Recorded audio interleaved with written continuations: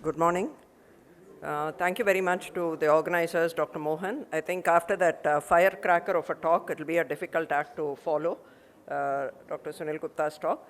I'm going to be talking some very basic things. I'll leave some time, a lot more time for discussion. So the title of my talk is Fasting in Range. These are my disclosures. This is a normal fasting sugar across every species. So only humans, if you see, have a, let me just put the,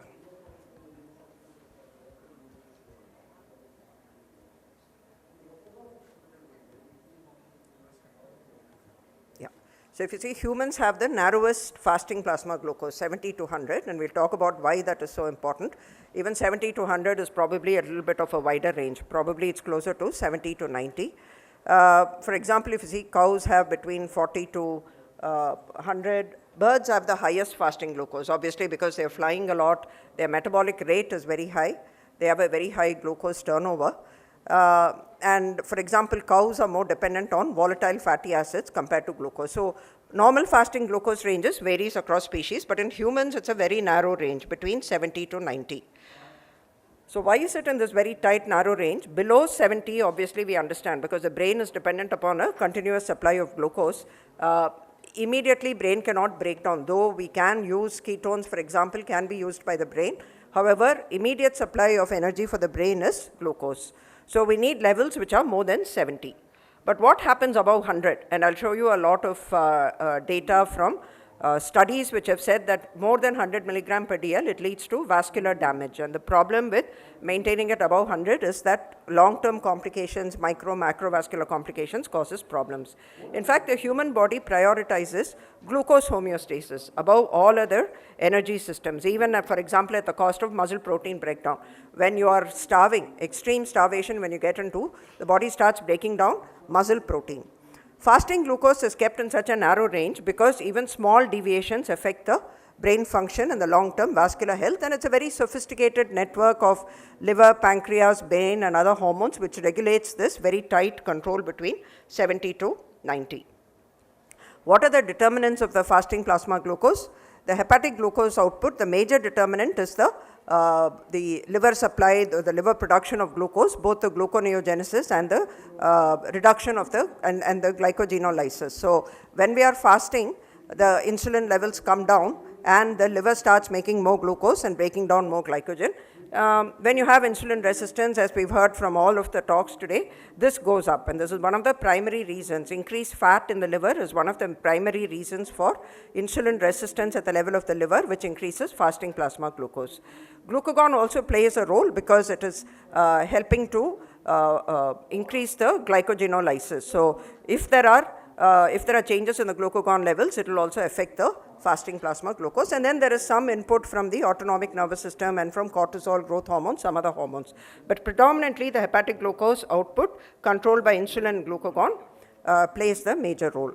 Both in vitro and population studies have shown that there is a high risk of raised fasting plasma glucose and poor vascular health. For example, in population studies, it has been shown that individuals who have a fasting glucose above 100 itself have reduced count of these endothelial progenitor cells. Endothelial progenitor cells are cells that maintain the vascular health of the endothelium. So every time we eat, for example, or we have some other stress on the endothelium, say fluctuating blood pressure, these EPCs or the endothelial progenitor cells are the ones that come and repair the endothelium and maintain it in a smooth fashion. So when the fasting sugar goes above 100, the EPC levels come down. Of course, in vitro studies, there are many, but all of them show that an elevated ambient glucose increases the oxidative stress and inflammation both in endothelial cells and other tissues in the body. Therefore, the fasting plasma glucose has to be kept in that very narrow, tight range. This was one of the earliest studies which correlated the fasting plasma glucose and the risk of incidence cardiovascular diseases. So they looked at 11 million Korean adults. They were followed up for 16 years. They just took their fasting plasma glucose at baseline and saw how many of them developed cardiovascular disease or stroke at the end of an average follow-up of 16 years. And you can see that the range at which there was no complications was very narrow. If you look at this, it's somewhere around 90. So above 90 itself, the risk of various cardiovascular complications starts going up, and this is more so in women as compared to men.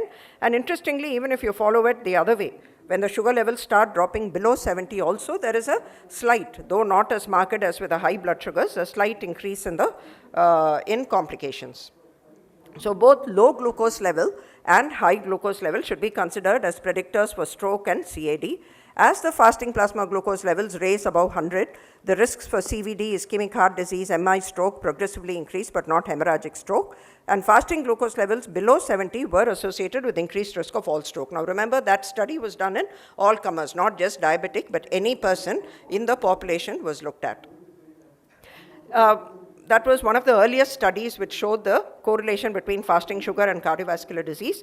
Thereafter, a meta-analysis came out looking at 100 prospective studies, and they wanted to see what was the exact magnitude of association between diabetes and fasting plasma glucose and coronary artery disease and various stroke types. And again, the data showed very similar results. Whichever way we looked at it, a fasting plasma glucose, even when it goes up to 100 to 110, increases the risk of coronary heart disease by about 10%. So it's only when the fasting glucose is below 100 is the vascular health at its optimum. And similar results were seen for stroke, though not as marked as for the cardiovascular disease.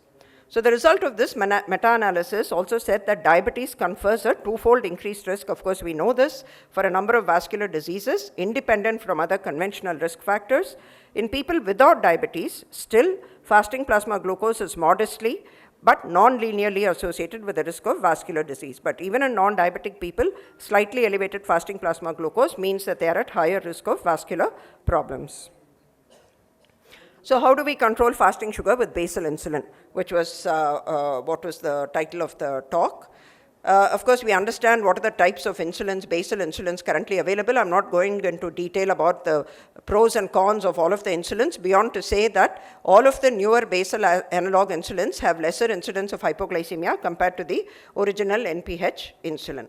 Of course, there is some variation in terms of their duration of action and their profile about when they peak and how if they have a peak or not, those things. What is the recommendation from the various societies about initiating basal insulin? The ADA says start with 10 units a day, and I think this is what most of us do. It's a simple enough algorithm, or you can go for 0.1 to 0.2 units per kg per day.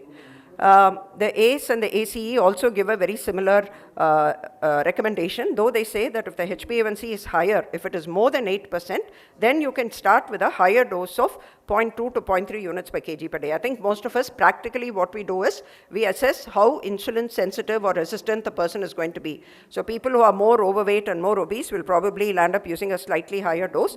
But at initiation, I think most of us would start with 10 or 12 units and slowly increase it. The dose increment goes up by 2 to 4 units. You increase it 1 to 2 times a week. Usually, you take the average of the previous 2 to 3 day readings. I mean, this is all the standard thing that all of us follow. Maximum insulin dose, according to the ADA, of the basal should not exceed 0.5 units per kg per day, though, of course, we generally land up using quite a lot sometimes. The Treat to Target trial was one of the earliest studies which compared glargine with NPH. We've seen this enough number of times. Just very quickly, I want to point out 1 or 2 findings from this trial which still have relevance for us today. So 750 people with inadequate glycemic control. This was the first basal insulin analog which entered the market. The study was published, I think you can see it somewhere here, 2003. And they were randomized either to bedtime glargine or to NPH. And they were just targeting a fasting blood sugar below 100. And the outcome measures were glycemic control and hypoglycemia. And glargine did as well as NPH in terms of sugar control, and it did well. The main place where it scored was that glargine had much lower incidence of hypoglycemia as compared to the NPH insulin. And we know this, and now we have the more advanced second generation basal insulins also. So the conclusion of that initial Treat to Target trial was that we can safely achieve a HbA1c of less than 7 in a majority of overweight patients with type 2 diabetes if their baseline HbA1c of between 7.5 to 10 using a basal insulin analog, which would have less hypoglycemia compared to NPH. Now, this is a study which was done from a real-world setting in Asia, and again, this gave us some very interesting insights. Dr. Manoj Chadha was part of this group, so this was the FINE Asia study. And what the baseline characteristics, close to about 3,000 patients, mean age 56 years, diabetes duration about 10 years, on OHAs about 8 years, average A1C level at entry was about 10%, fasting plasma glucose of 210. And they were, different countries followed different protocols. It was a multi-country study. Different countries used different protocols, but all of them showed that at the end of 6 months of using basal insulin, whatever be the type of basal insulin, HbA1c reduced to 7.7%. So you can see that there is a marked decline in both the HbA1c and the fasting plasma glucose. In fact, a third of patients actually reached a fasting plasma glucose of less than 110. Interestingly, again in this study, the number of patients with hypoglycemic episodes was the least with insulin glargine, followed by insulin detamers, followed by NPH insulin. And this was a study which was done in the days before the second generation basal insulins. But among the first gen basal insulins, insulin glargine had the lowest incidence of hypoglycemia. What I found very interesting from this study was that the mean basal insulin dose that was required to achieve a 2% reduction in HbA1c in the Asian population was only 0.2 to 0.24 units per kg. So very minimal. Dr. Sunil spoke very nicely about the insulin resistance in that population. But in general, Indians tend to be more insulin sensitive, probably because we have a lower BMI in Asia compared to the Caucasians. In North America, for example, in the treat to target trial, the average insulin dose that was required was 0.48 units per kg. Here we only required 0.22 to 0.24 units per kg to achieve a good reduction in HbA1c.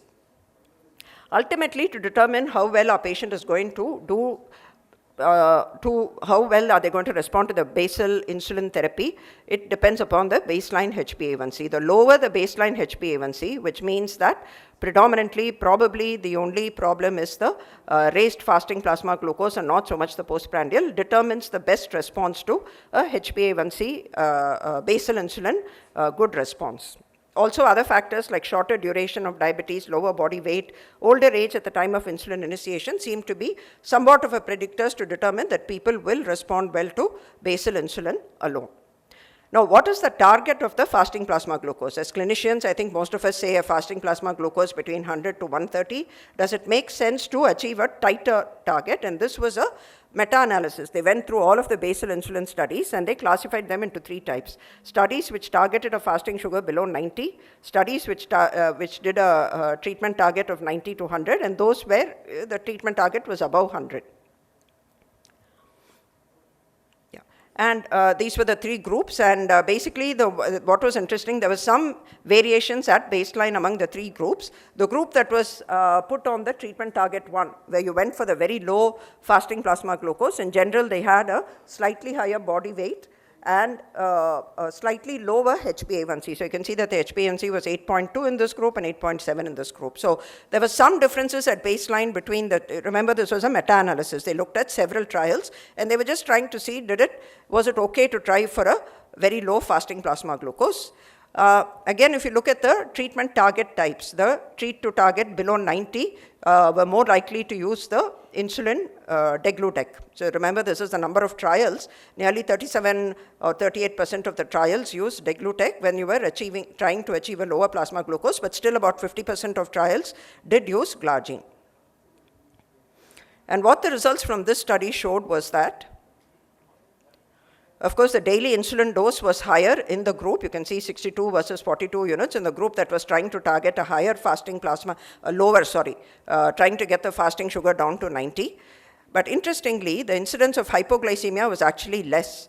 And whether you included studies which allowed sulfonylureas or studies which did not utilize sulfonylurea, you can see that the incidence of hypoglycemia was less in the group which targeted a lower fasting plasma glucose as compared to the groups that targeted a higher fasting plasma glucose. In fact, severe hypoglycemia was also less, 0.4 versus 1.2 in the group that targeted a fasting glucose less than 90. And the body weight change from baseline, therefore, correspondingly was less in the group where the treatment target was less than 90. So why did the most ambitious target group have the lowest hypoglycemia rate and the weight gain? probably because relatively lower proportion of patients in the first group were treated with sulfonylureas. Only about 5% of people were treated with sulfonylureas versus 60% in the other two groups. Remember, this was the group that had a lower HbA1c to begin with. Maybe the sulfonylureas were stopped or they were reduced or whatever be the reason. If you reduce or stop the sulfonylureas when you start basal insulin, you can safely achieve a lower fasting plasma glucose. And whether the usage of insulin degludec also played a role, we do not know, but the vast majority still were on insulin glargine in that group. So the conclusion of that trial was that using basal insulin, trying for more ambitious fasting plasma glucose target can be done without showing associated risk of hypoglycemia and weight gain, provided we are careful about the sulfonylurea. Now, how do we titrate the insulin once we start it? We think we are doing a very good job. This very interesting online survey done in US and other European countries showed that 75% of HCPs felt that they reported discussing titration at the initial visit, but only 20% of patients remembered the discussion, and only 30-40% were aware itself, or they were 60% only were aware, 30-40% were unaware, in fact, of the need to titrate the basal insulin. So what we say and what people remember and take home are obviously very different. There are many ways of titrating the basal insulin. This is one standard way which was used in the treat to target, which we can still use. So if the fasting plasma glucose remains above, say, 120 to 140, you add 2 units, 120 to 140 to 164, and so on and so forth. This is one easy way to do it, and I think most of us do this. But how frequently do we then adjust the dose for the titration? I think, again, most of us, if they're doing daily fasting plasma glucose, we say change it once in 3 days or 4 days. We wouldn't go just from a daily, because you know that the effect of one or two doses of insulin is going to take some time to show up. If a fasting plasma glucose drops below 70 to 100, it's prudent to reduce the dose by 2 to 4 units, or definitely reduce the sulfonylurea. If the fasting sugar is varying widely, so we have people in whom the sugars one day is 69, one day is 140, what do we do then? What is recommended is you take the median of the previous days. Now, it's not easy to sit and teach statistical things also to people to know what is the median. Nowadays, they have apps, they have digital things that we can put in all the values, and it gives you a calculation. But I think we can have a rough idea. You check the blood sugar. If it is between 100 to 120, continue the same dose, 120 to 140, add 1 or 2 units. We can have some rough guidelines given, and the doses can be changed and titrated by the patients. What if people are only using lab values? Quite a few people in our country continue to use only lab. They don't like to keep pricking their finger with a glucometer, or in fact to use even a SMBG. Ask them to do a fasting PP at least once in 2 weeks and send you the values. That most people are, particularly if the initial sugars are very high. Then we can cut it down to once a month and have someone in the clinic adjust the dosage of insulin based on your pre-specified targets. Now, I've spoken a lot about just trying to reduce the fasting sugar. Is just reducing the fasting sugar what is causing all the benefits in the patients? And the Origin trial gave us the answer. The Origin trial, again, was published more than about 15, 18 years ago. And what they did was they took people with cardiovascular risk factors plus diabetes or impaired glucose tolerance. So 12% of this population were pre-diabetic, and they were put on long-acting insulin glargine, and they were trying to target a fasting plasma glucose of less than 95, and the median follow-up was 6 years. A wonderfully done study. I don't know if we'll ever replicate it. So you can see that the baseline compared to other CVOT trials, the Accord, VA-DT, and Advance, for example, baseline HbA1c was 6.4, IGT was only seen in 12%, the remainder were diabetic. But average HbA1c itself was very low. But what this showed was that it is not that the early use of basal insulin to target a normal fasting plasma glucose did not help to reduce cardiovascular outcomes. There was some improvement in the onset of diabetes, but at the risk of hypoglycemia and weight gain. In other words, just treating the fasting plasma glucose, trying to push it down, doesn't mean that you're restoring their vascular health. We have to think about the high fasting plasma glucose as some indicator of underlying inflammation, whatever it is, which is pushing up the fasting sugar, and just controlling it without addressing the underlying pathophysiology which is pushing it up is not going to help us control the cardiovascular outcomes. So to summarize, I showed how the fasting plasma glucose is maintained in a very narrow range, like I said, more likely closer to 70 to 90. An increase in the fasting plasma glucose is a predictor of worse CV outcomes across many, many studies. Reduction of fasting sugar may be safely achieved. We can even try for 90 to 100 on a consistent basis with the newer generation basal insulin analogs. Asian Indians need relatively lower per kilogram body weight dosage to reach the target. And aiming for a lower fasting sugar is not necessarily associated with more hypoglycemia and weight gain, especially in the absence of sulfonylureas. Reducing fasting sugar alone in the absence of diabetes does not improve CV outcomes. And I shall stop there, and thank you very much. Thank you.